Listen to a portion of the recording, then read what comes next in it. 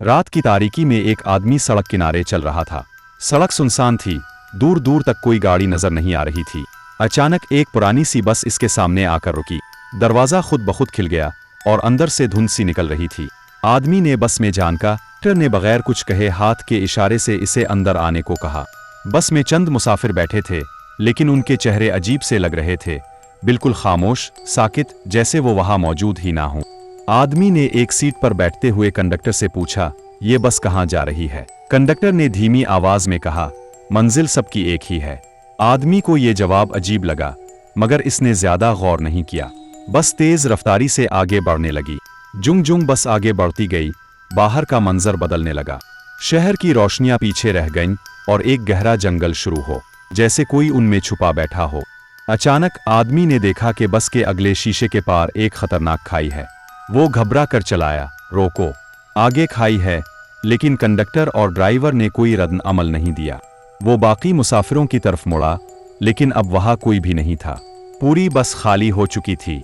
चांद की रोशनी कभी आती, कभी गायब हो जाती। अचानक इसने देखा कि ड्राइवर की जगह भी कोई नहीं था। इसे समझ नहीं आ रहा था कि क्या करे।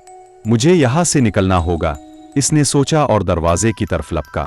जैसे ही इसने दरवाजा खोला, इसने पीछे मुड़कर देखा और इसका खून जिम गया। बस के पिछले हिस्से में धुंध से बनी हुई एक भयानक शबीह खड़ी थी। इसकी आंखें लाल अंगारों की तरह जल रही थीं। आदमी ने फौरन छलांग लगा दी।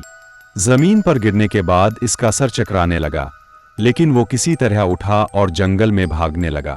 पीछे इसने एक जोरदार धमाके की आवाज सुनी। बस खाई में गिर चुकी थी। कुछ दूर जाकर इसे रोशनी नजर आई। वो एक छोटी सी दुकान थी।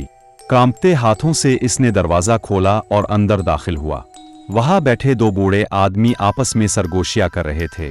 फिर वही हादसा हुआ। यही होता है, वही बस, वही हादसा, वही मुसाफिर। आदमी ने घबरा कर पूछा, ये सब क्या है? बूढ़े आदमी ने इसकी तरफ देखा और धीमी आवाज में कहा, यह बस बरसों पहले हादसे का शिकार हुई थी। इसमें मौजूद तमाम मुसाफिर मर गए थे, मगर उनकी रूहें आज भी सफर कर रही हैं। और जो कोई इस बस में बैठता है, वो भी हमेशा के लिए उनका हिस्सा बन जाता है। आदमी का जिस्म खौफ से कांपने लगा। अचानक दुकान के बाहर से किसी के कदमों की आहट सुनाई दी। वो आहिस्ता आहिस्ता दरवाजे की तरफ बढ़ा और झांक कर देखा। वही कंडक्टर बाहर खड़ा था।